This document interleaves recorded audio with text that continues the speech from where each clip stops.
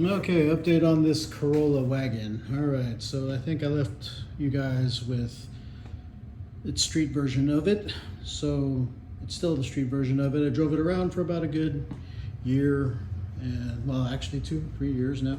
And you can see it's been like just driving around on the street. So I came up with this crazy idea to go track ready with it. So I think I am going to start race prepping this thing. I got my turbocharged motor here, but I'm actually going to run it NA. But I need the pistons out of this one because it has the high comp pistons in it.